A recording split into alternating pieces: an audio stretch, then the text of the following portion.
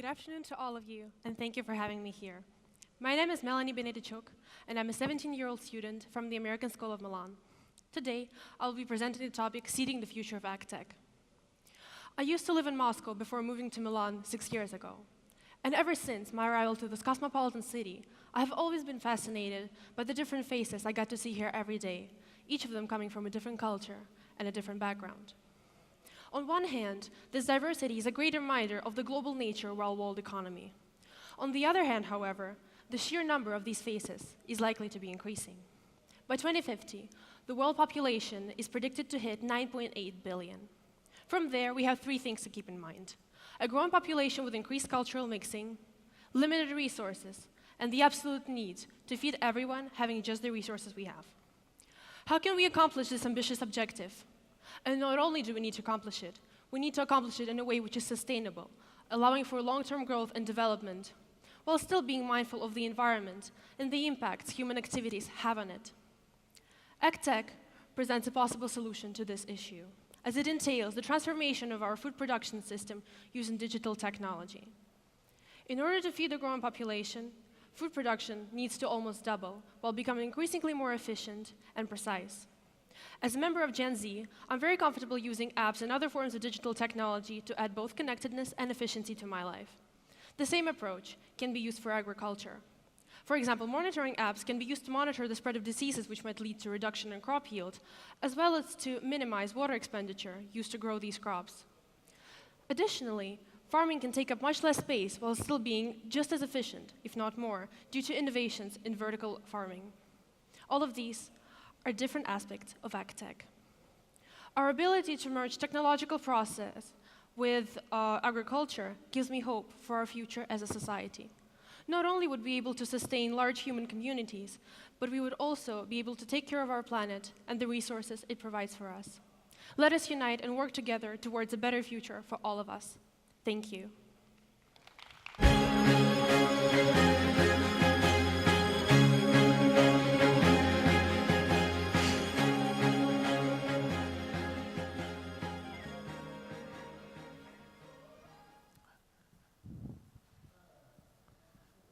Okay.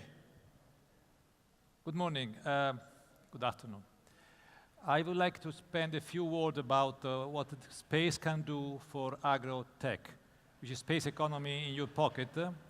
And the power of space is something which is now very much present in our daily life, from satellite navigation, communication, Earth observation, all kinds of technologies which are embedded in our daily life. We have in our pockets all those technologies in our phones, in our daily life. Satellites are becoming very small, very compact. It can do today things which were not possible just a few years ago. You can create constellation of satellites. You can deploy them from location like this one on the space station in large quantities, in a very small dimension, very compact and capable to create constellation.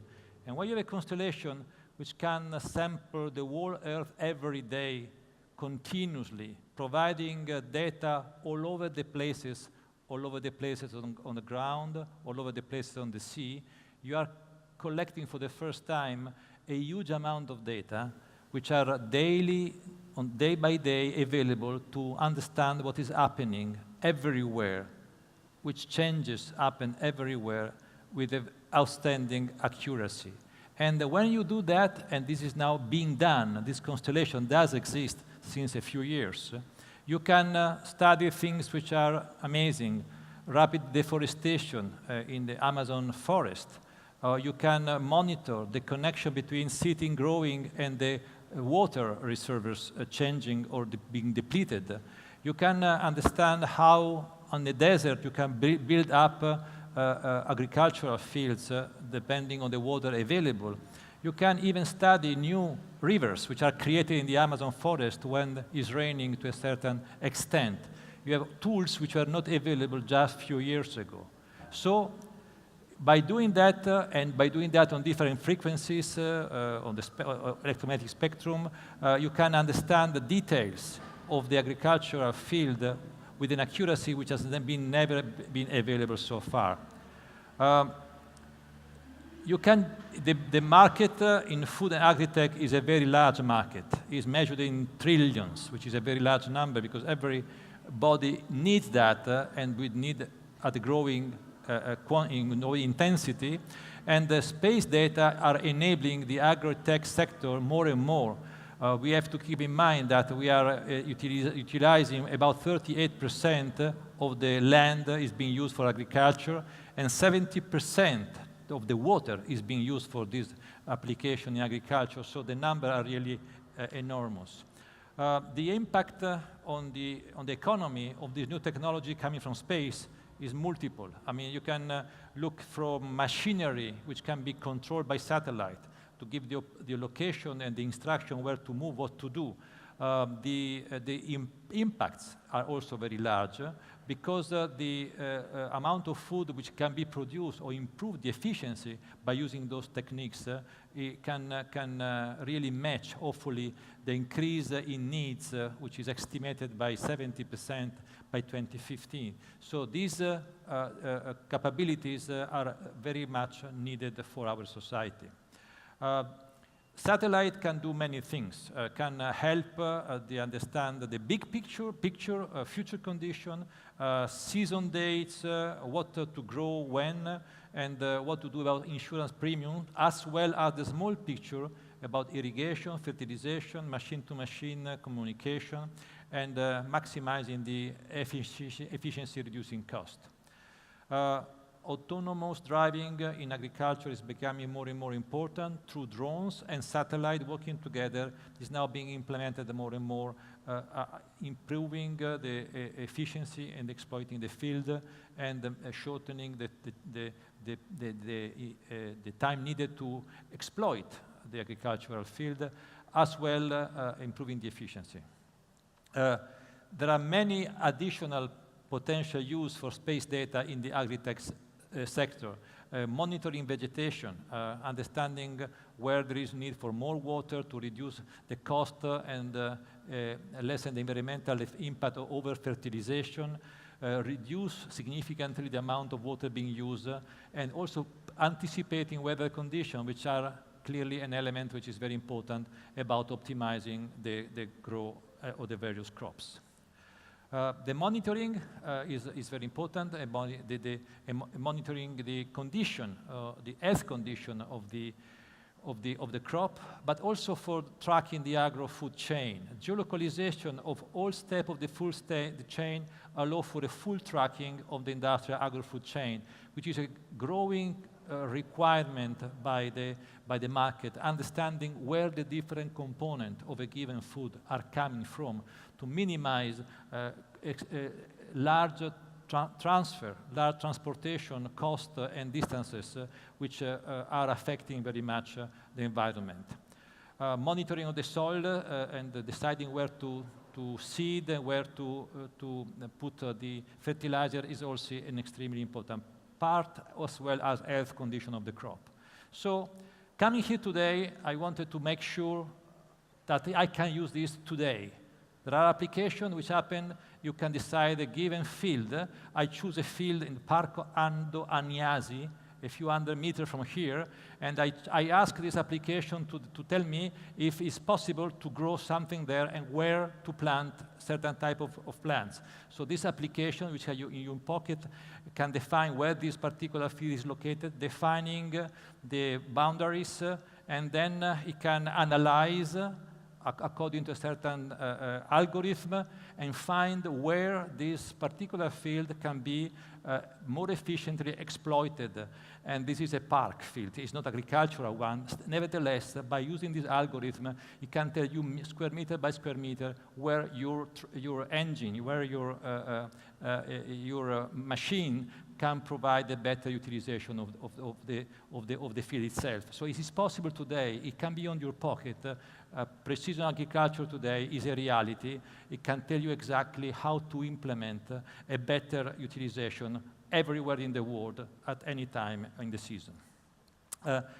Additional use of the space data also are about farm animal tracking, understanding where they are, how they behave, and understand in the framework of the local condition of temperature, the activity level, the behavior, the sleep cycle.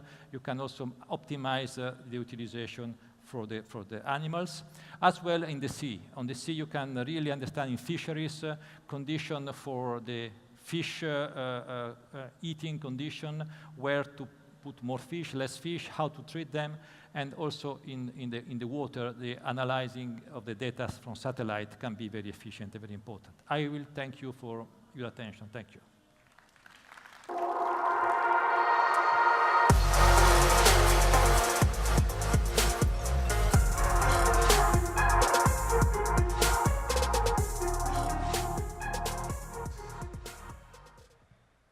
Crisis is the biggest driver for positive change. And that's what I'm going to talk to you about over the next 10 minutes, is how crisis can drive positive change in AgriTech and in the agri-food sector. My name is Mark Durno, and I'm the Director of Agri-Food from Rockstart.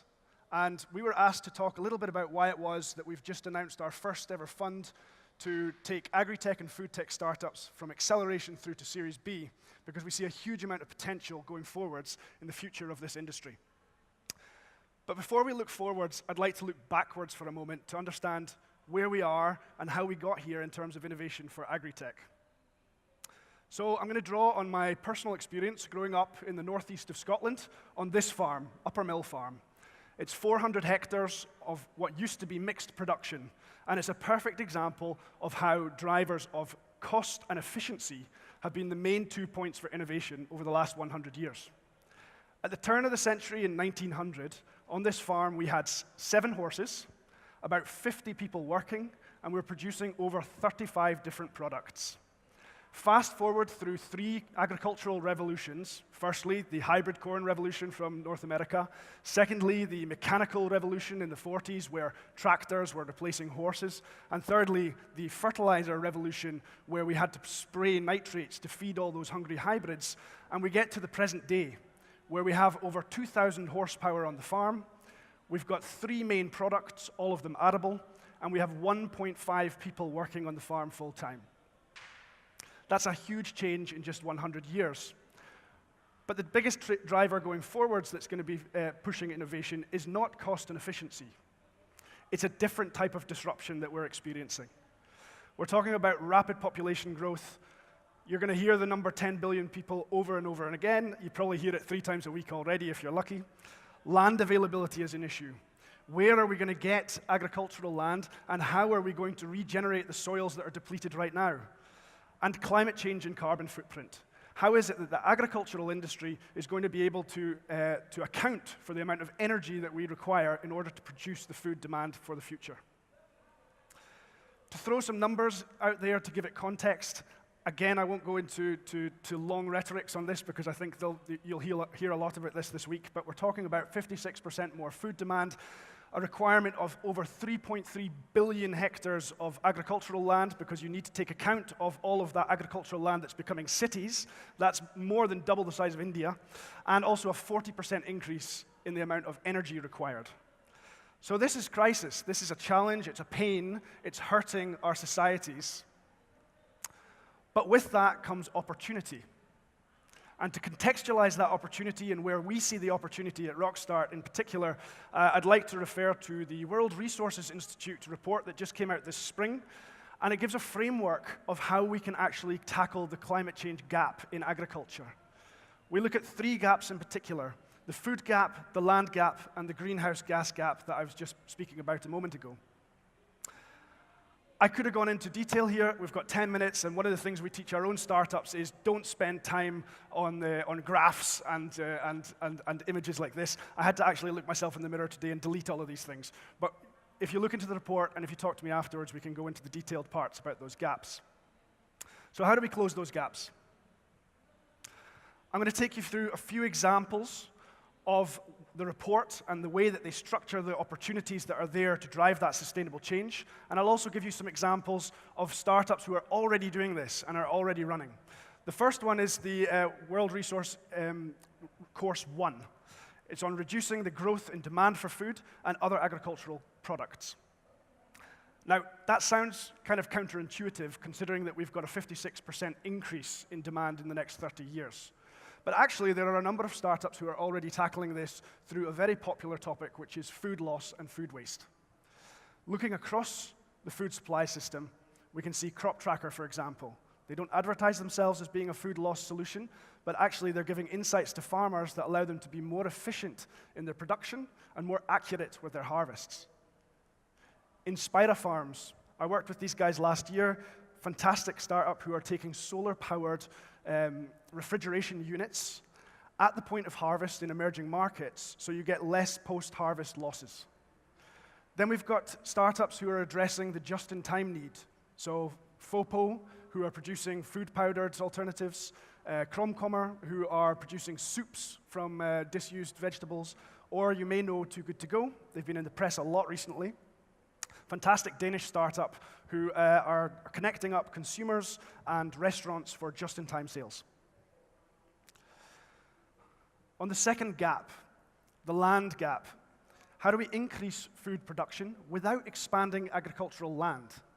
That's a huge challenge, because everything we know so far is all based on row crops or large-scale production across large swathes of land, or pastures, because let's remember there's a lot of cows farting into the atmosphere, and beef consumption is going up by 80%. So a few startups tackling this problem today. Protix is a Dutch startup who, they're a growth company now, they're no longer a startup, who are producing insect proteins for the livestock industry as an input. Mothhive, they provide IoT sensors to berry farmers, which has given a 20% yield increase over the last 3 years, year after year. So you can actually extract more from what you have. Perfect Day, these guys have a milk alternative. It's a like-for-like product, but they use 3% of the water and 3% of the land by using dairy yeast and plant proteins as an alternative. And then, given my history, I should also give a tip of the hat to urban farming and vertical farming, because the likes of Bright Farms are bringing consumption closer to cities and utilizing dead areas in urban environments. On the greenhouse gas gap, how do we tackle that? How does agriculture reduce the gap in terms of meeting the climate target for greenhouse emissions? Well, here we have a basic example of optimization of processes and practices. There is a lot to be done in terms of extraction of value here. Telesense is a great example of a really simple solution. You have a Bluetooth sensor, you throw it in the back of the trailer when you're collecting grain out of the field, and it then tracks humidity and temperature right the way through to the mill, so that you know, as a farmer, if your crop is perishing in the shed over those 11 months that it's waiting to be sold. Polarix, these guys are using hyperspectral imaging and robotics to analyze and predict pests and diseases in vineyards. And then you have WeFarm, really cool UK growth company who are utilizing knowledge and expertise to help emerging market farmers to maximize their productivity. And The Yield in Australia, working with aquaculture farmers and agriculture farmers to give them insights and best practices for their own production. So there we have 12 startups who are already working on just 3 of those opportunity topics that I've discussed. Like I said, there's pressure on our industry. It's creating crisis, so let's grab the opportunity with both hands, just as many entrepreneurs and investors are already doing. I'm pretty sure everyone in this room read the Ag Funder report. If you haven't, you should. We had a 44% increase in the amount of investments into the space last year, but that's a drop in the ocean of what is required to meet the 62 billion euro per annum need in innovation expenditure that we require to hit the Sustainable Development Targets. I mean, the industry really says it all. We're seeing bigger rounds for the companies that are going through. We're seeing larger exits for the companies who are making a true difference. And we're also seeing an increase in interest from new players who weren't previously interested in AgriTech. So where can we play a role at Rockstart? Well, what we see is there's a lot of support at the early stage. If you need incubation or office space, they're in abundance. There's also a lot of capital being deployed to the growth stage. It's not unusual to have 500 million euro funds, and we see the same trend with AgriTech VCs like Capagro, like 5 Seasons, like Antera, increasing the size of their funds for capital support at the later stages. So where we can help is at that in-between stage, between seed and Series B. We do that by providing startups with access, specifically access to community through events that we run as part of an accelerator program, access to expertise through our fantastic mentors, access to the market through the corporate partners that we work with, and very importantly for AgriTech startups who require patience is access to capital, where we will be co-investing with our own investors up to Series B in startups that come through the program. So we want to target these challenges that I've been talking about together with entrepreneurs in the AgriTech space, and it's our goal to invest in, support, and empower fantastic entrepreneurs who are looking at AgriTech to drive positive change in the food supply system. Thanks for your attention today.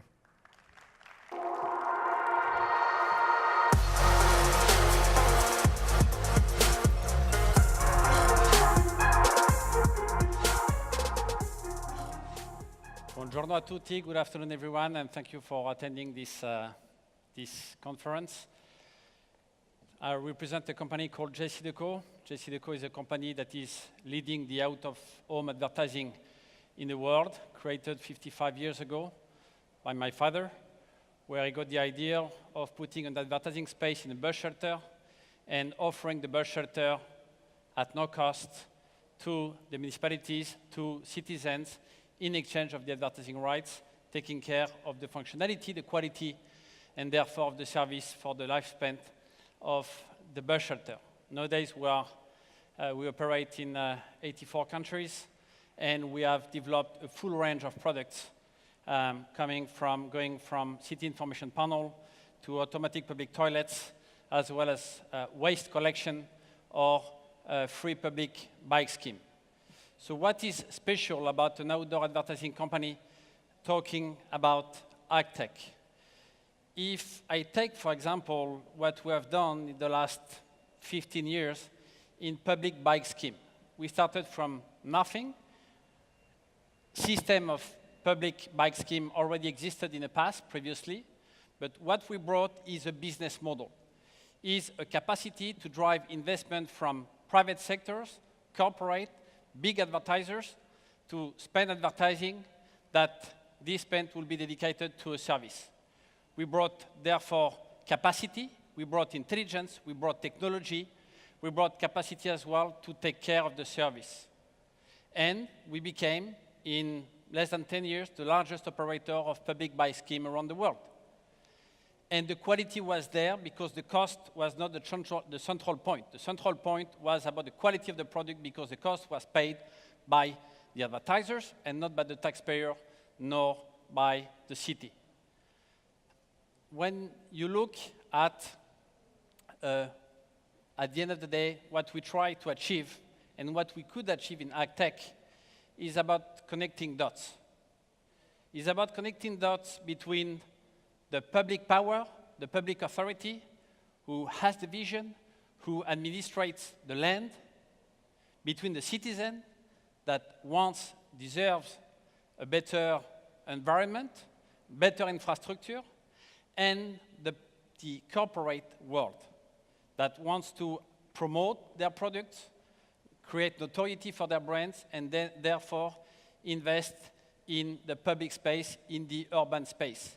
And we are a company aggregating all those stakeholders into one common objective, whether it's bus shelter, waste collection, mobility throughout the public bike scheme. And by creating those dots, we have created somehow a virtuous circle across the year and now in more than 4,000 cities around the world. And we work for the smart cities.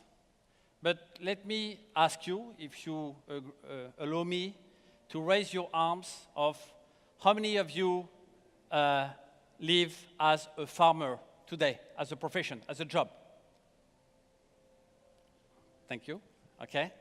And how many of you, not living as a farmer, we've got one in the room, would think of leaving the city to go and live in the countryside, in the campaign, to eventually become a farmer? So, promising, maybe not enough, but the point is the population will grow to 10 billion within the next 30 years. We heard this. We've got a model where urbanization is ramping up. More than half of the population today live in the city. Within 30 years' time, it will be 2/3 of the population living in the city. But we've got many few people living today in the cities that would like to go and live in the countryside and in the campaign. So is a city smart when the city is not connected with who feed the city and who feed the ramping urbanization of the growing population? Taking in mind and taking in consideration, obviously, the global warming and the fact that, obviously, we need to rethink about the method of agriculture nowadays. So what we think is that as the city will grow, they will have to do or to reach two objectives. And that's a true conviction and a true believing that we will try to implement as a company and as a USP. First, as the cities will eat always more land coming from the agricultural land, we will need to embed into the growth of the city spaces in order to farm in as the cities will grow. Point one. And point two, we need in the city to create more vocations. We need in the city to create more people wanting to leave the city and go and live in the countryside and eventually feed the rest of the planet. How? We've got technology. Technology means that today, if you have a house, a flat, and you can put your flat in Airbnb and your flat becomes available to anyone in the world. That's thanks to technology. So thanks to technology, today you can rent your house to anyone in the world, potentially. Point one. So it means that technology makes it possible and reachable for any one of us. It means as well involving the brands, involving our clients in investing differently, investing better towards the challenges that the cities will have to face and tackle. Emmanuel Faber, the CEO of Danone, recently said that agriculture is as well a means to create social link within a community. So agriculture is not only about feeding the planet, it's as well about creating and enhancing the social link between people. We need, as a company, to be enabler, to be doer, to link the dots between citizens that, thanks to technology and thanks to the public authority vision and the politician vision, hopefully, will want to get more involved as the city will offer new opportunities. And we need to go and get investments from the corporates to promote their brands, to promote their products, and to scale it up for every one of you. And this is, again, what we have done in the past in other verticals of our industry. Finally,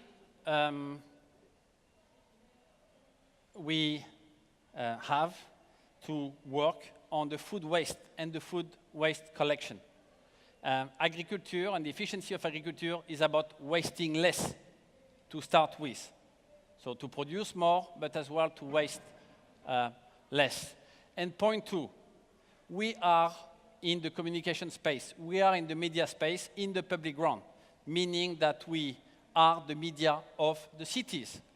But today, a city with a vision, like here in Milan, that basically are pushing the boundaries of urban farming with today almost 800 hectares of urban farming within the city of Milan. The city of Milan do not communicate in its own territory on the infrastructure, advertising and promoting brands and messages about what they do, about their vision, and about what they will enable people to do.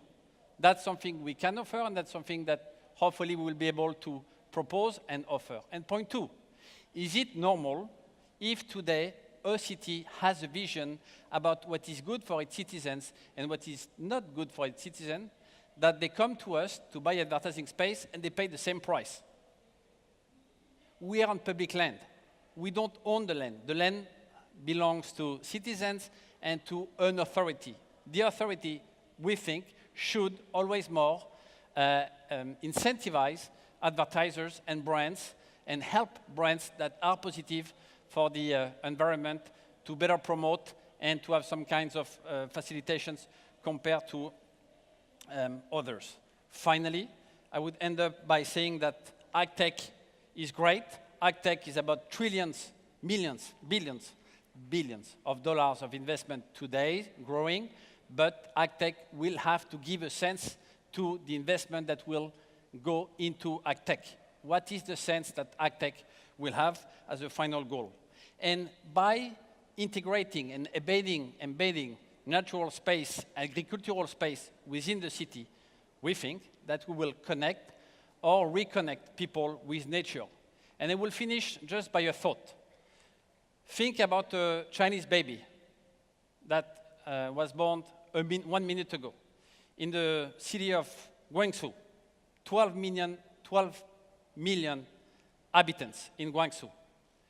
It may be that this baby, Chinese baby, it will be the same in Lagos with 20 million inhabitants, will never know what is a field, will never know what is crop, will never be aware of what is nature. Nature for him will be Parco Sampione here in Milan.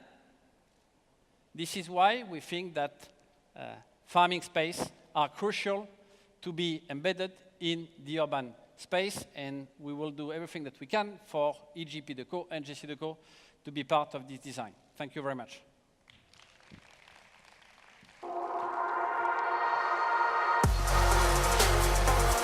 Good luck.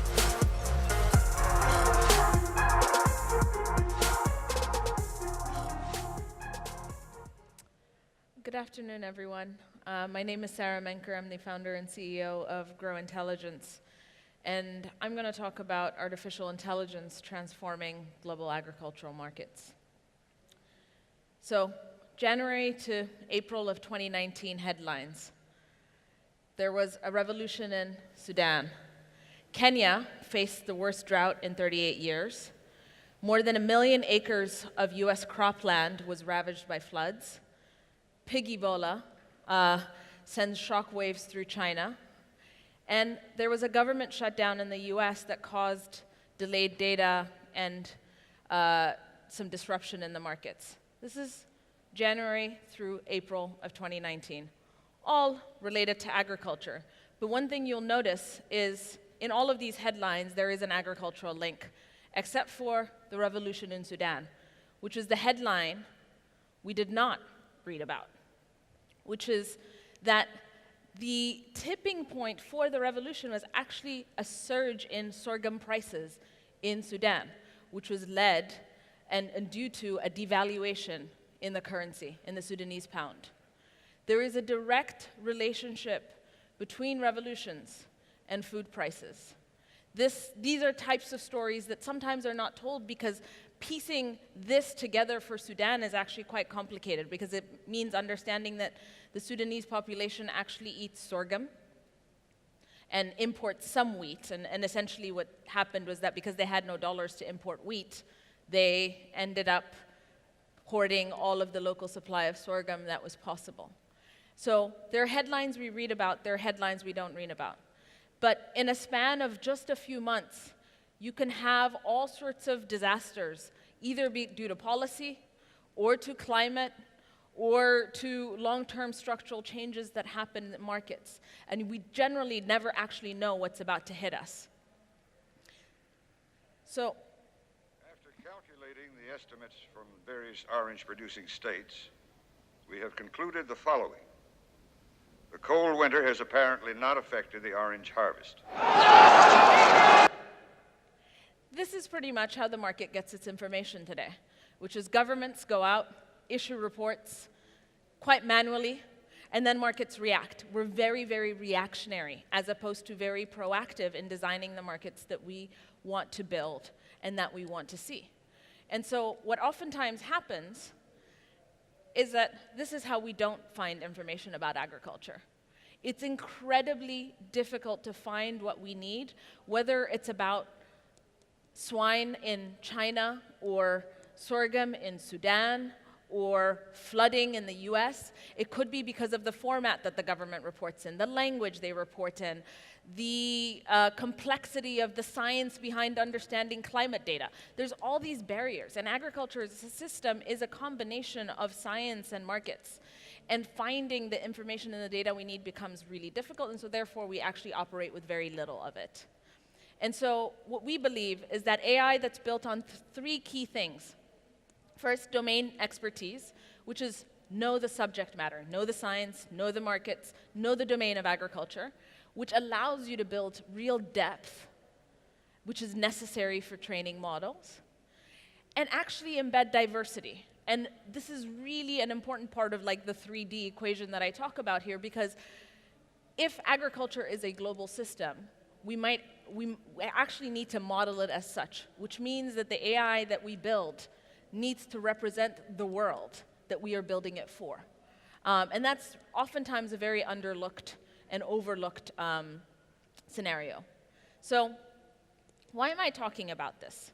Well, the US is a massive and dominant player in global agriculture. So this is looking at the production of key grains across the world, of corn, rice, soybeans, and wheat. Use that as a proxy for global agriculture. Now you can see the US and China are kind of at par when you're looking at the total production. Now, when you look at the tons per capita produced, you will see that North America, which is mostly the US, but also includes Canada in here, will be significantly higher on a tons per capita basis than China, and Asia as a whole, which is basically the green line. So even though it looks on par from a total quantity standpoint, when you adjust on a per capita basis, you don't have that. So the world is much bigger. And the world that we understand the most tends to be the United States. And even there, as I showed you earlier, you have disruptions, whether it's trade wars or floods or government shutdowns. There's lots of disruptions even in the most liquid market in the world. However, the world is also much bigger than the US, right? If you look at the number of people in the world and you look at population charts, North America is nowhere compared to the populations of Asia and Africa that are not only high, but are actually the fastest growing. This is the next decade, which is you see most parts of the world flatlining from a population standpoint, and you see a rapid growth happening in regions such as Africa and Asia. These are also the regions we understand the least. And these are the regions that are dominating and driving agricultural markets today where we have no visibility. That's actually not sustainable. So what we've done as a company is we've built a platform that ingests these wide range of sources from multiple different formats, languages that really capture the essence of global agriculture. We harvest and translate and transform all of that data through essentially an ontology that we've designed. Think of this as this massive dictionary that can organize this information. The way that Google can index, your search terms and give you pages and links to look through, think of this as the way in which we organize your ability to find just that little piece of information you need for the very specific question you have about global agricultural markets. Today, that dictionary has over 55 million terms. To give you context, last month I'd given a talk. This number was 50. At the beginning of the year it was 40. At the beginning of last year it was 8. It's growing rapidly, and we've automated the process around how this is happening. We take data in multiple languages. The best data out of China comes in Mandarin. The best data out of India comes in a multitude of languages. Best data out of Brazil comes in Portuguese. All of that essentially gets harmonized. Then you have data that comes from things like satellites. Satellite imagery is transforming our ability to predict production on a real-time basis. That translates to north of today 650 trillion data points that we're processing on a daily basis that anybody can search for and find. This is just enhancing the discovery process. But that's not where we stop. We also use AI in multiple ways within the platform to actually solve very specific problems. One is actually just the automated mappings that I talk about, which is you find a dictionary term, so think of Canadian wheat exports. We find a piece of data that says that. Well, you have to know what that actually means. So that your system has to know, your neural net has to know that Canada is, you know what wheat is, and you know what exports is, and you match that to be Canadian wheat exports. That's an automated process. We classify crops by looking at satellite imagery, so looking at fields and pixels of data on a 30-meter resolution basis coming from the European Space Agency to determine what field is growing what crop, because we need to know that to determine how much of it is being produced. We then build predictive models that actually let us forecast supply, or predictive models that let us predict drought, or models that let us predict demand. And so there's this interplay. Agriculture at the end of the day is an interplay between supply, demand, trade, and prices. Think about it. You need this to work. This is essentially what happens. At the end of the day, whether you're a government, you're a business, you're an academic institution, you name it. At the end of the day, we're all trying to understand, as a consumer, as an individual, you want to know where your food prices are headed. Well, to understand that, you have to know how it's supplied, so you have to know bottoms up how the supply side works, and you have to know what drives demand, which is human behavior. It's actually not as scientific as plant science. And it's the interplay between those and trade that makes the markets function. And we need to absolutely track all that. And if we do, we believe that there's a much bigger and broader world and a much more efficient world that we can create for global agriculture. But something to remember is that all of these are constantly disrupted today, whether by climate change, demographic trends, socioeconomic trends. Then you have things like cultures and norms. How do you model that? Then you have policy that continuously actually provides shocks to the system that's really hard to understand. And then you have not so rational markets. But all of this can actually be modeled out. And a real-time understanding of these interplay for every crop region combination in the world, think of this, actually allows us to better plan for a future that we want to see, but also more efficiently allocate capital, which is what we need, in a much longer-term basis for the global agricultural markets. And if we do that, the world we as a company believe is possible is you can have increased productivity, not just production. You can have affordable food for all. You can actually have less waste because you'll know where waste exists. And you'll actually also design a healthier planet, both our Earth and its people. Thank you.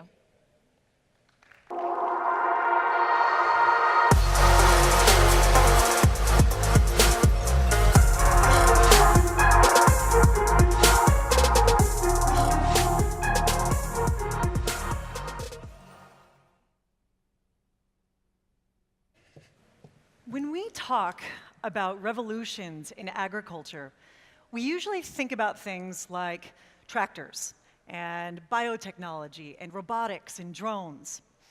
Well, I want to talk about a different kind of revolution in agriculture, one that can make the world's food supply more efficient, more inclusive, and more ecologically sustainable, one that's been proven to reduce hunger and poverty and stimulate economic development.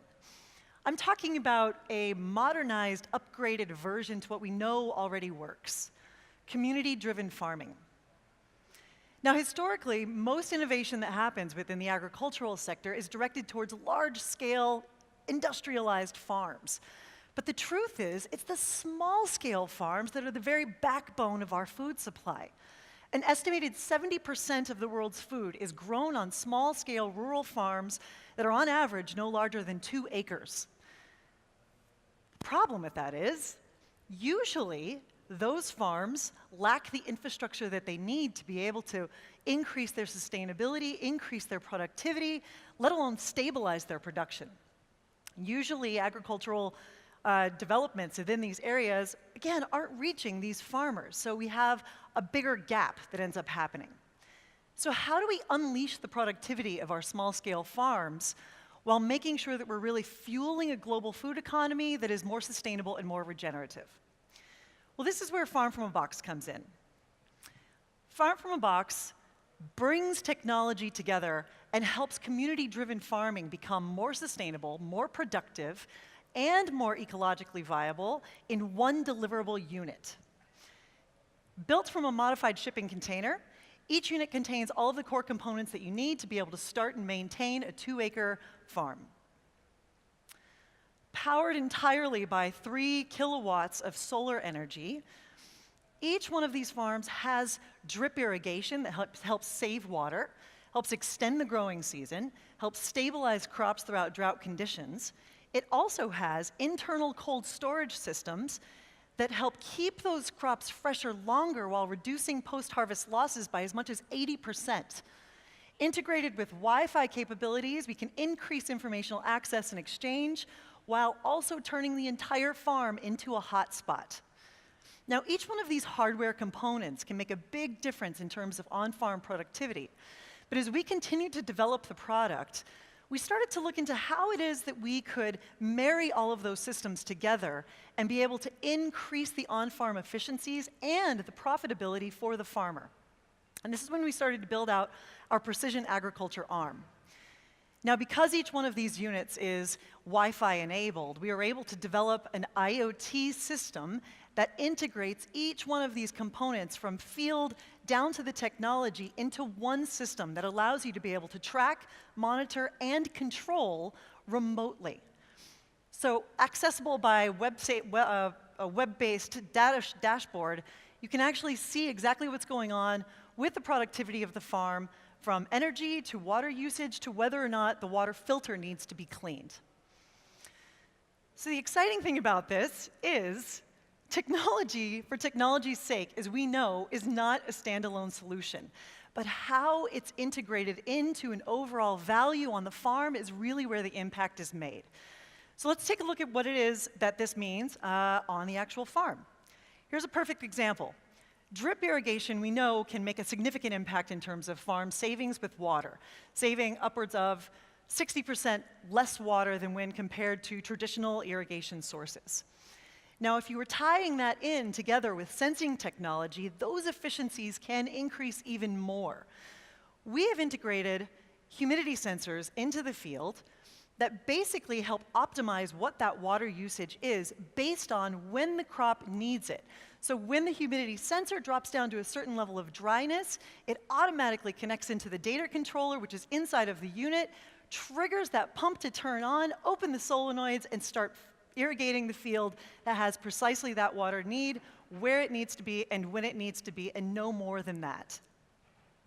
This has resulted on our farms an average of an additional 20% water savings.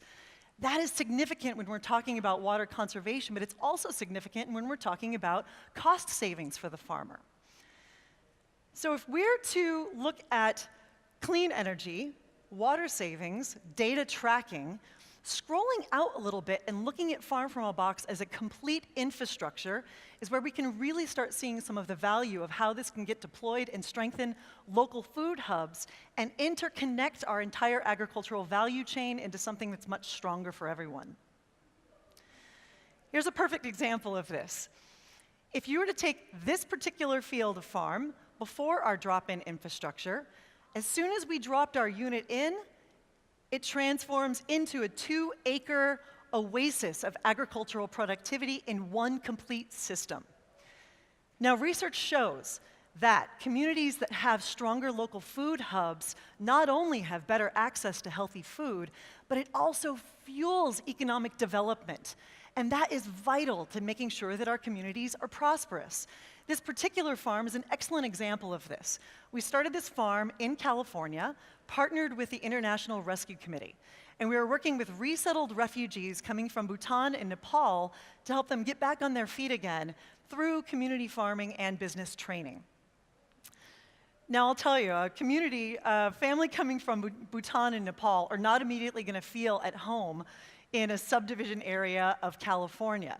However, through this farm, they were able to be united with the entire community and their surrounding neighbors, and what could have been a marginalized populace are now turned into food entrepreneurs, earning money off of the sale of their crops from the nearby farm stand that's on the farm, plus nearby restaurants buy the crops directly from the farmers, farm-to-table, specialized crop systems. So this has been transformative for this community.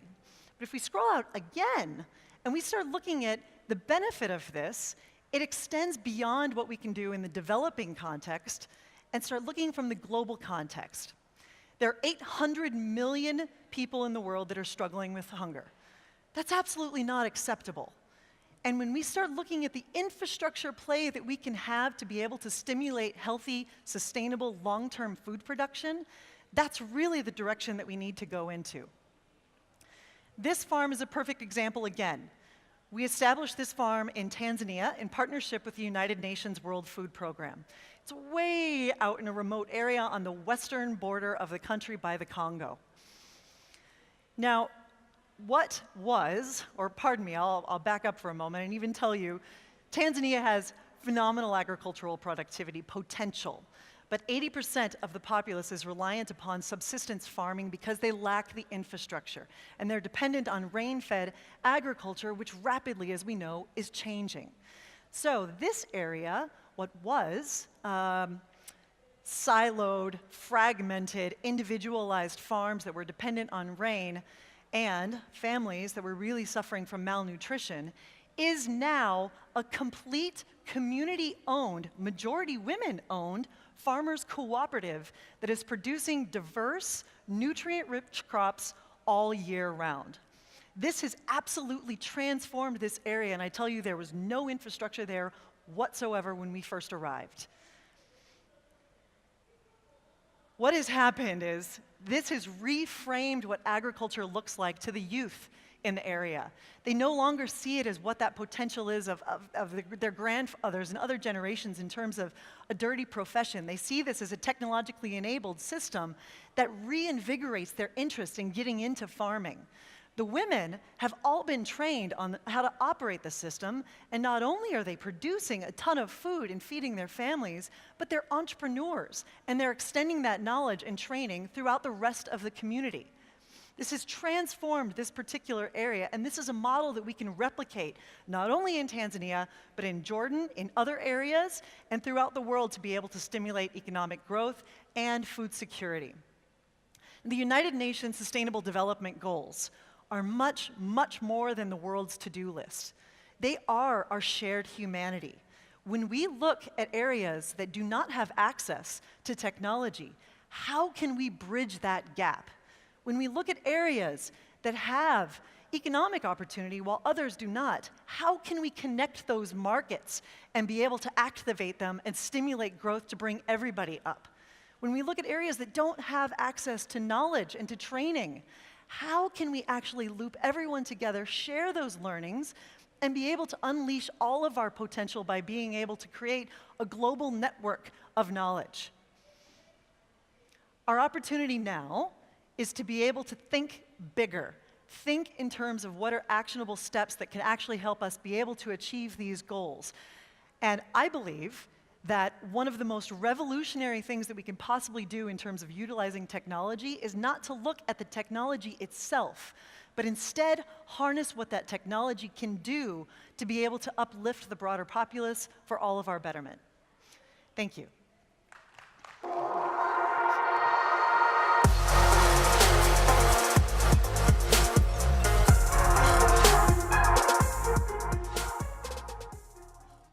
Hello. Hi, my name is Itai Danam, and I'm coming from Equinom. For years, I was working in the food industry, learning how it's important to understand the supply chain, the security of traceability, and understand where the foods come from. But actually, one of the things that I've learned of working in food ingredients companies and in different companies in the food industry is that we as a food technology not always know and understand what actually happened in the process of when starting from the seeds, go through all the process. Because there are a lot of things that we can do and can improve the seeds and can improve the quality of the product that we're having, the ingredients that we are using. But I found that no one is actually doing a lot in this area. Everyone is talking about the future, okay? When we do the things today, so in the future we have enough food. But a lot of companies are focusing on improving the quantity of things, to have more lands, to maybe find a better crops that have more carbs. We see that a lot of the industry, or the agriculture, is focusing on feeds and biodiesel, and not actually working for the food industry. Actually, when we do the calculation, we have found that maybe 80% of the grains in the world are going to feed and biodiesel, and 50% are going to the wheat, which is usually an empty carb for us. Only 5% is really focused on the protein and the oil that we need for our body. And the breeding companies are basically looking on the large markets and saying, okay, we know this is where the money is, this is what is important for our profits. And no one is really focusing on the traits and the qualities that the food industry and the human are looking for. So this is exactly what I think we believe that the market should do, where we need to focus. Of course, to have a breeding programs that deals with yield, which is important because we have our farmers that are important, and talking about qualities. To grow more plant protein, we see the movement, we see a lot of buzz around it, but actually what you're gonna see that there is a lack of sources for that. In the future, in the near future, there will be a demand for plant protein. I'm sure about that, but we'll not have the supply chain to support that. And we hear that and we see that is already present. There is a lack of product in the market. And of course, looking on the soil and water management, which is important. This is what Equinom is doing, taking all of that and create with that a company, create with that a products. We developed a variety of plant protein products, capturing the requirements of the industry. And I want you to go with you into a story of 4 of them, just in one example of each of them, to show you what we are trying to do. Sesame. For years, sesame was growing in developed countries and has no breeding programs, so it tends to shutter, which means the seeds were falling for the pods, and you can't really use a mechanical systems to harvest the fields. We developed a shutter-resistant sesame that was able now to pick it using a combine, and now we can expand the growing of sesame worldwide. And we are working in US, in Australia, and different countries in the world, building now into large farms facilities, and able to create a market for the sesame, because sesame is not only a good oil, but also a good protein, and can be a great local farming for dry land area. We know how the temperature is changing. We need to find field crops that are working with the condition, the temperature of the world now. And we're also working on having a diversity of a sesame. We used to see a sesame for tahini or for hummus or other applications, but always it's the same quality, but change a lot because no one deals with the breeding. Actually, what you see in the picture here is our fields in Texas, where you see the uniformity. You see our fields of crops that pass a breeding program can provide a sustainable and a farming that able to the farmers to collect and enjoy from having a crops that is stable. And for that, we are happy to change the sesame market. Pea is important to people talking about the pea protein. What we actually do a crossbreeding, we were able to increase, by not decrease the protein content. We are not using any gene editing, CRISPR, GMO technology. A simple crossbreeding of different varieties of this plant and to find the right traits that are important for the industry. Think what we are doing. We already have 30% protein, which usually is 20% in the pea. How many money we are saving for the industry, how reduce the cost and make the plant protein and the pea protein much more available for the industry. And we know about some of the big companies really looking for pea protein. We have a partner now with Rocket that will receive this variety growing in Canada, and they will use them for their factory there. Non-GMO soybean, we know it's a mature market, but again, when we go into the details of this market, we'll see that the drivers is the feed industry. There is a lot of requests for non-GMO with a high quality, a better yield, but no one really works for that, not using our technology. So we were able to find, and you can see to the right, that there are seeds that has maybe a little bit less of a oil, but a higher protein. So we can bring to the market, again, by saving a lot of money to the market, a soybean that has a higher protein content without reducing the oil content, which is important for the industry. Chickpea becomes a nice trend. Everyone's talking about the protein in the chickpea. So actually what we have learned that it's not only the protein itself, there is a different compositions of protein within the chickpea or in all the legumes. So we are working on develop seeds that have different clusters and different protein compositions for better functionality. That, of course, improve the applications, the water holding of the function. And, of course, we are looking on the protein content because for us it's important. All this was developed using our technology. I will just shortly describe how we'll do it. We collected different seeds, hundreds of seeds worldwide. We analyzed them in a gene to understand the gene blocks that they've got. We phenotyped them, capturing all the data about the different traits of our interest. And we're working with the food industry, with our product profiler, to define what are their needs. And then using our proprietary algorithm, we were able to grow using our breeder systems worldwide and bring these seeds to the top, to the premium, to the levels that it's better than what we have today, with its yield, protein content, sugar, fibers, and so on. One thing that we have learned is that the industry, from one side, have a seed industry or growing agriculture, and we have the consumers in the other side, which are the food manufacturers. They are not really connected. They are not really talking. So we have established two different units. One is talking with the agriculture and try to establish a supply chain for the food industry, capturing more and more grain handlers and farmers kept going into the program in the US, in Europe, in Australia, to bring them to grow chickpea, to bring them to understand the quality of what we are bringing. And on the other side, we bring the customers to the table. And how we bring the customer, we help them to understand the qualities that you have in the grains. We develop a system and applications that goes with the different needs of the company and help them to choose the perfect seeds for them. And then we show them how fast it's going to be in the market and where it's going to be and how they can use it for their needs.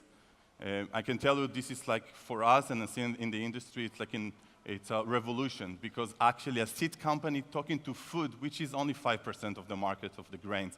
So we are opening the door for the industry and for having an open dialogue about what their needs and requirements. And I can tell you that we are working quite nice in this field. How we do that? We have a great team. It's not unusual to see in a seed company, from one side, the genetics and bioinformatic people, the breeding, of course, but also we have the food engineers and protein engineers that understand the functionality of the things. All of them tied together to develop these systems, and it's going nicely.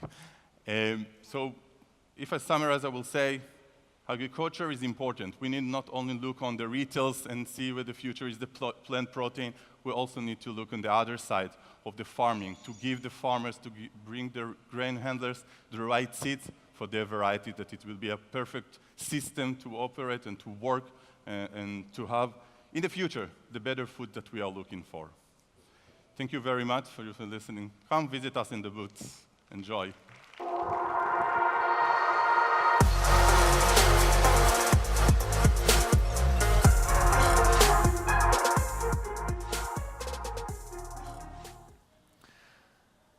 Good afternoon. It's great to be here in Milan. My name's Tim Willis, and I'm the CEO at Aerobotics, and I'm going to tell you about how our company is helping tree crop farmers solve pest and disease on their farms. So firstly, there we go. Farmers are currently collecting data and monitoring their orchards manually without using technology, and that's really where we are playing. There are a number of problems with this. Firstly, human scouting. It leads to a low level of accuracy. If you're using satellite data or you're just walking your fields, you only have partial coverage. And generally, we find that things are poorly documented. So farmers are using clipboards and whiteboards, and if we're lucky, spreadsheets. But they're not putting this information into databases and really recording it from one season to another or one inspection to another. And that's where we're coming in to try and help. Some of the challenges with these traditional farming methods are as follows. Farmers are losing somewhere between 20 and 40% of their yield every year due to pest and disease. In Florida, in the United States of America, almost 5 million citrus trees have died in the last 10 years, wiping out 60% of the Florida citrus industry, and mainly due to a disease called HLB or citrus greening. And finally, current yield estimates by farmers are out by 20 to 40%, causing losses of almost $2,000 per acre. These are significant problems in the value chain, and we are aiming to solve some of them. So our solution, we use drone imagery, artificial intelligence, and machine learning to recreate a 3D model of every single tree in a farmer's orchard. Once we've created this 3D model, we're able to give the farmer a number of metrics which help them make better decisions, more informed decisions, and become more efficient in the field.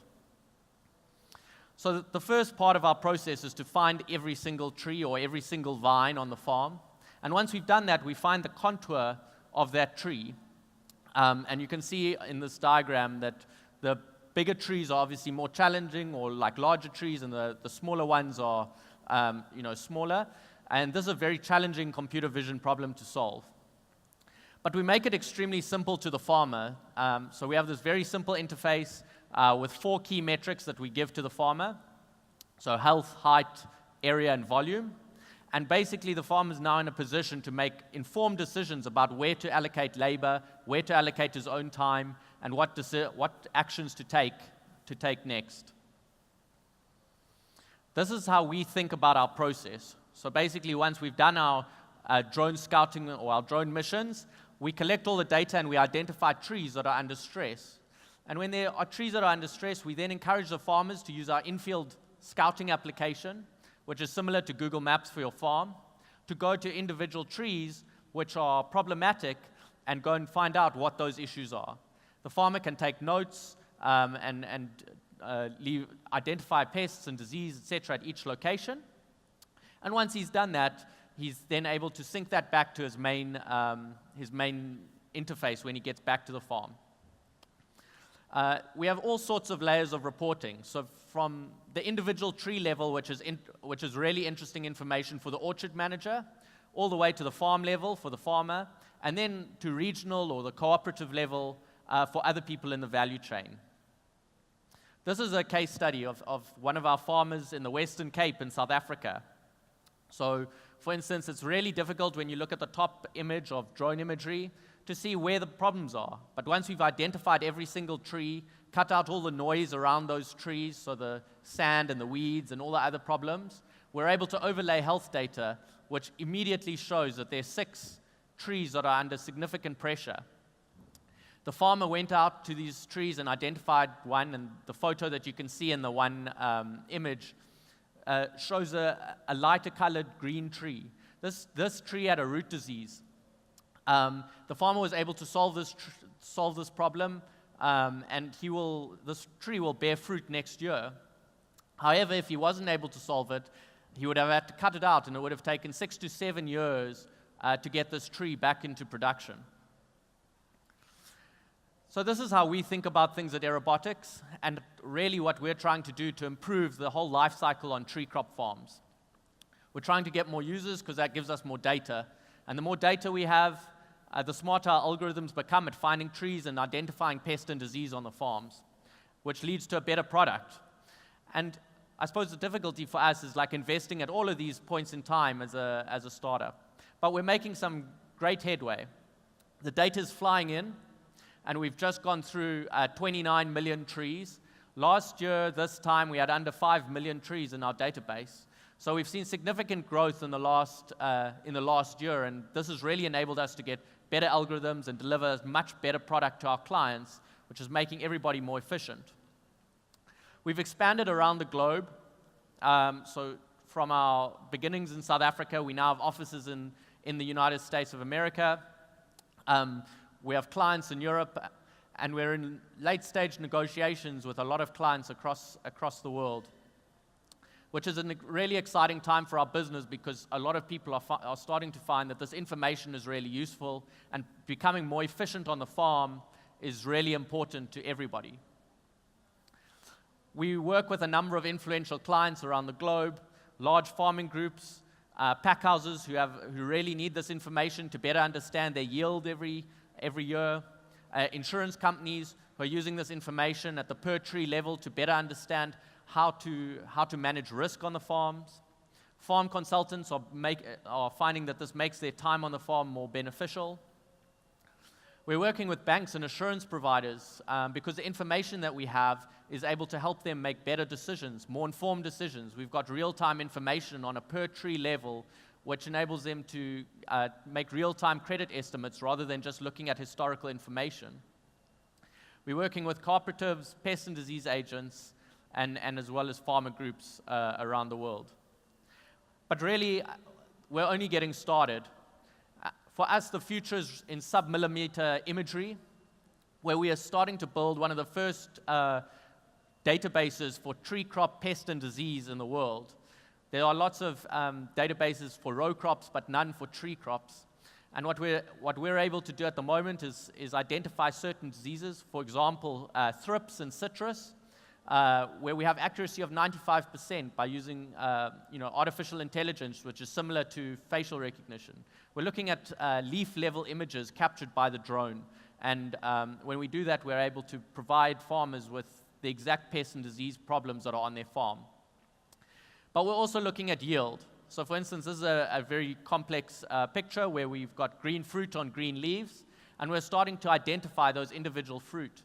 By counting fruit during the season, we're able to give farmers a better understanding of what their yield will look like at the end of the season. This is extremely important information when they're marketing and making financial decisions going forward. Better financial decisions for farmers going forward will mean better investment and more investment in their farms in the future. As a company, we've managed to be recognized by many different organizations, winning many awards and being covered in a lot of media. But what's really exciting is the diverse team that we're building around the world to take this business to the next level. We're making our product as affordable as possible to farmers to make sure that price is not a blocker. And for €6 per hectare per month, a farmer can have 3 drone flights a season and access to weekly satellite data as well as our whole smart scouting application. So it really is affordable for the farmers, and they're able to use this product regularly and when they need it. So that's how we're defending the tree crop as aerobotics, and we're very excited about what the future holds for us. Thank you.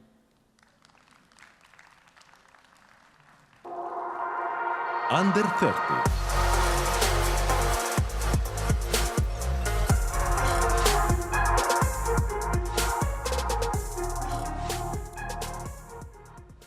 Good afternoon. I'm Julie Champion, business developer at Copix. I will present you our solution dedicated to animal welfare. It is very likely that most of you, as more than 80% of the Italian population, are sensitive to animal husbandry conditions. Like most of the consumer, you are asking for more transparency and traceability in the product you consume. Technological solutions make it possible to produce better while reassuring consumers. And this is what the actors in the livestock sectors understood. By actors, I mean farmers, cooperatives, food industry, and distributors. They are working to ensure food security while improving animal welfare. And Copix develops and markets a solution that meets these challenges.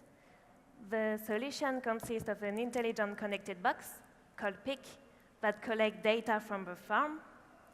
The PIC is equipped with a camera that collects images and videos. These images and videos are automatically analyzed with deep learning technologies to detect anomalies in the farm.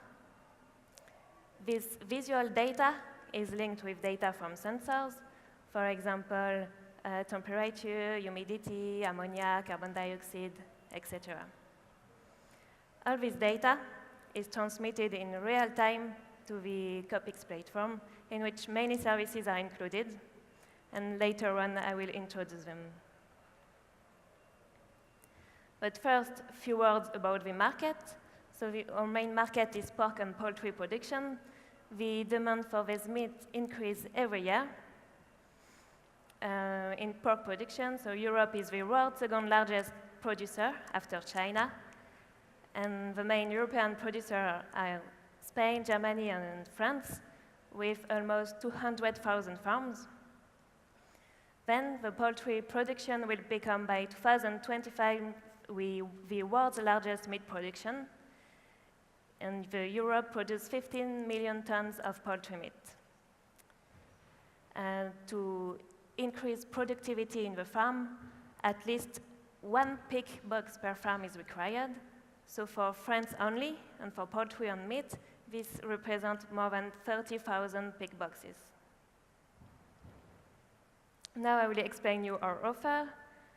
So all our pig boxes are available for rent. So as a standard, the equipment is equipped with a camera and sensors of temperature and hygrometry. This offer includes the subscription to the web platform, the communication package, and the notification service. Additional sensors can be connected to this pig box. So we have gas sensors of ammonia, carbon dioxide. We have airspeed, temperature, and hygrometry to have different points of measurement in the farm. And then we have peripheral cameras that can be connected to the pig box to view more animals. The average basket for the equipment part is 250 euros per month. Then with the image collected by the pig box and the peripheral cameras, we can collect data about animal welfare. So we provide image analysis services, and the average basket for the image analysis part is 8,000 euros. The solution has several benefits for all actors in the livestock sectors. At the production level, it allows farmers to monitor welfare and health of animals through indicators of behavior and building atmosphere. I will give you an example in a poultry farm. A long exposure to more than 25 ppm of ammonia results in a loss of about 30 grams per animal. So it's important for farmers to have this information in real time to act quickly. So at the scale of a farm, it helps farmers to save money, to optimize their time, and to increase productivity. And at the scale of the transformation and distribution, it allows generating traceability elements to feed blockchain systems. So with our big range of boxes, we are able to collect, transmit, and store data from production facilities. And instead of looking at each images and videos to draw conclusions about animal welfare, we offer image analysis services. So all image analysis services are customizable, and the process is that first the customer defines his needs. It can be, for example, the sow lying and standing cycles.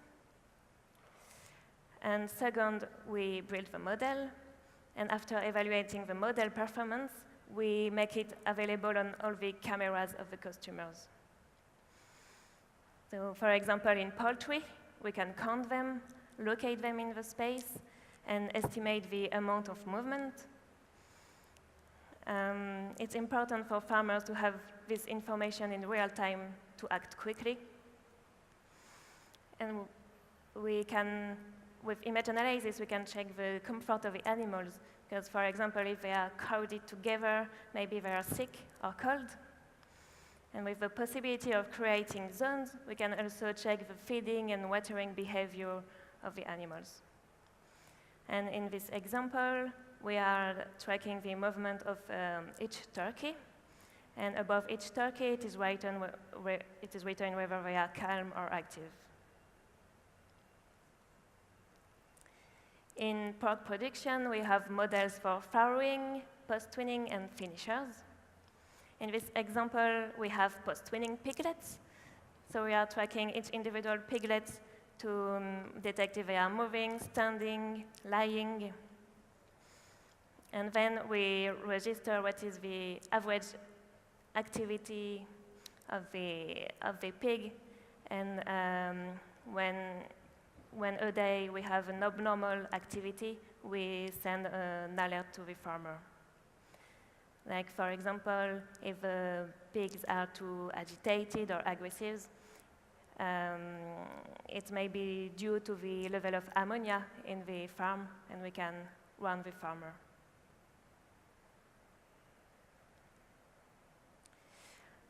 all the data from sensors are available on the Copix platform. Then we have the possibility to collect data to collect indicators of CO2, ammonia, temperature, humidity, airspeed, brightness. And we also have data from images and videos. It is information about growth stage, position, quantity, activity, etc. And with all this data, we develop predictive model to identify possible hazards if the atmosphere follows a negative direction. So Copix was founded in 2016 by Gwenaël, who then became associated with Leo.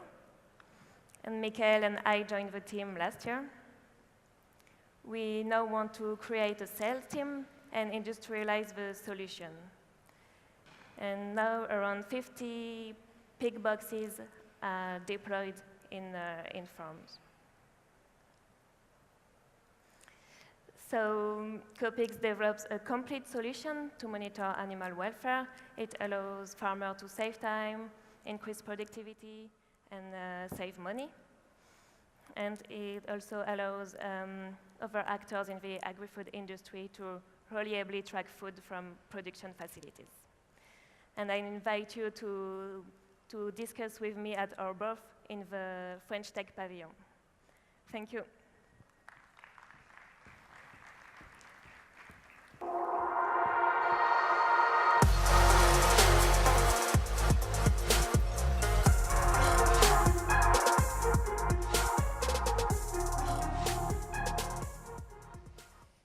Hello, everybody. I'm Mirko Boschetti from the National Resource Council.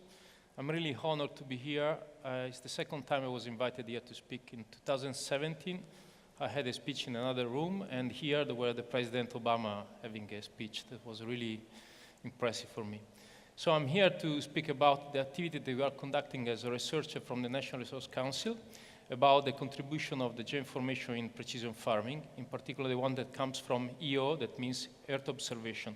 And of course, it's a work team, and you see all the colleagues that work with me in the Natural Resource Lab of the CNR in Milano. So the challenge we have to know, I mean, I think you already know this data. You have listened several times during this day. But again, in a few points that are important, we will have already our resources in danger.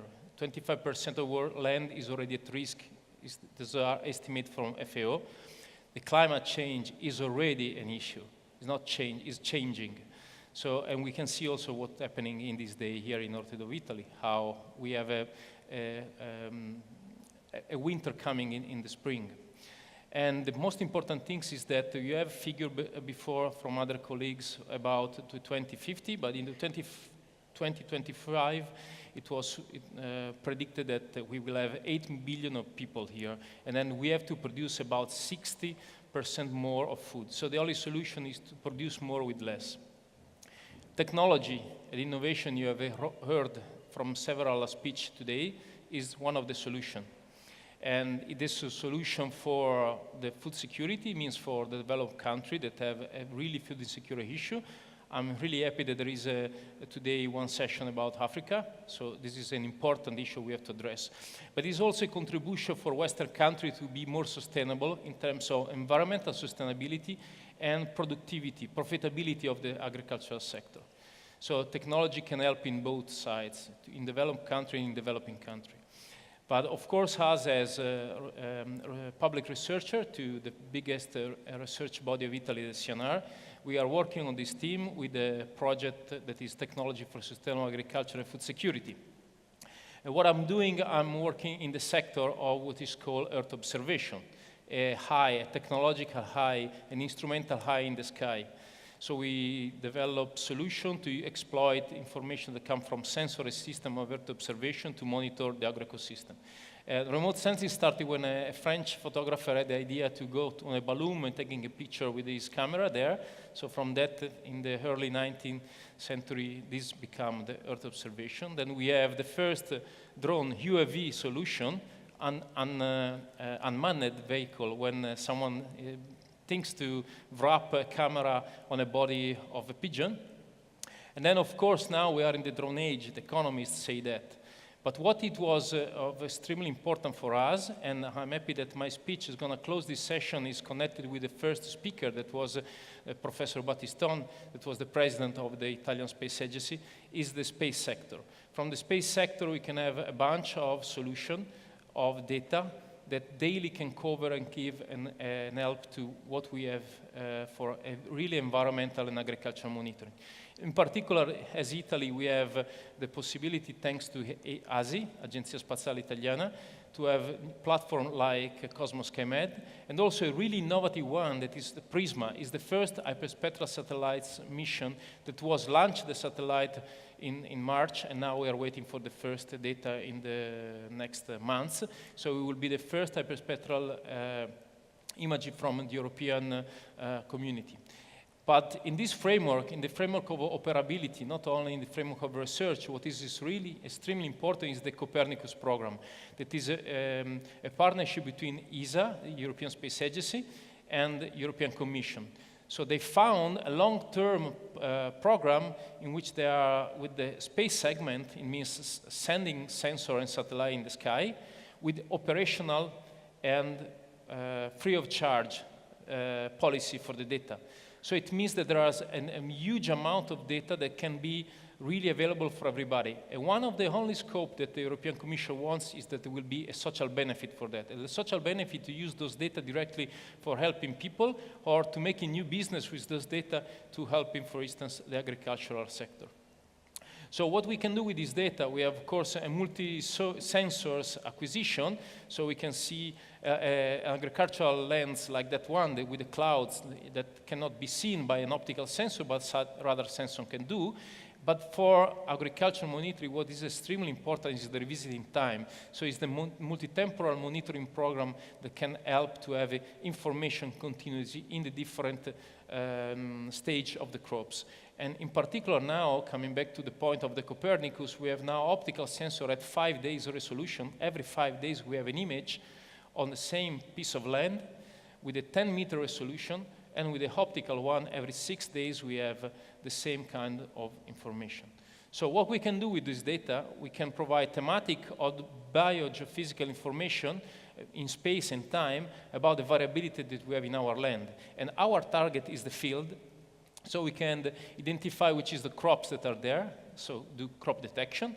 We can assess before the crop is established which is the soil condition, and we can see and monitor which are the agro practices, in this case when the crop was sown, and if it is done in the right way, according to the weather, how it's going, so it can be risky the season. Some insurance sector use those technology to pay or not according to some window for which the sowing is considered sustainable. Otherwise, you can consider very risky for the crop during the season. And the other information that are really important for the precision farming application are to map and to assess the crop status and the water demand of the crop, and of course the water condition of the soil. So if we consider that, I saw the data are from satellite, then we see some product, but this is not enough for a service. The service should be oriented on the user needs. So satellite data are not enough. We say that from product to the service, we really need a multi-source human-in-the-loop vision, in which we integrate also information from the ground. So we have the data, the product, the information that are used for action. The precision farming means that we act, we have a digital information to do activity in the field, and of course to assess the results. To do that, we need to develop infrastructure. Those infrastructure need to drag the data from the one that we take from satellite, but that have to make this data available for users. And this is a way with you can see in a tablet vision, in which a farmer can see each single field of his farm and the status of the crop for a specific moment. So if we think about how we apply that, we did a demonstration project financed by the Rural Development Plan of Europe through Regione Lombardia. It was about monitoring of rice sector. Rice is extremely important in Italy. It's one of our peculiarity, not only for food, but also for the production of crops. And we work on Lomellina. This is one of the most important area. We have in Lomellina 80,000 hectares of rice. So in this area that you can see there in our platform, we monitor crop condition continuously by satellite, and then we see how the crop is doing, and from that we have a detection for each single field of the crop status. So how we exploit those data? We had a continuous monitoring of the field, you can see there. So at the right time for a specific that the model tell us that it's the right time for the fertilization, we produce a variability map. And thanks to smart application in the field, we assess and making a crop status map. This crop status map was the base to create a prescription maps. And this prescription maps is a digital information that goes directly in the tractor and then was applied in the field. But of course, everybody wants to know if it makes sense, this activity. And then we assessed a crop yield map, again with the tractor that can assess mapping the production. We see how much nitrogen we apply to the field, and we see the efficiency of that. So in conclusion, what we saw, that with respect to the standard application, we see more production that everybody wants, but it's not a real topic for precision farming. The real topic is to be more efficient. We can produce the same but with less, as we started at the beginning of the presentation. So the conclusion that is sustainable and is possible. So to passing from demonstration, that is what we have to do as a research body, to services, that is part of the business of the people that are here in the platea, we have to take into account these three elements. The user needs precisely, the research and development that we already have done it, and the technology innovation that we have. And then is what is called in this space economy framework, that is a really big issue in Italy, is the downstream services. Thanks.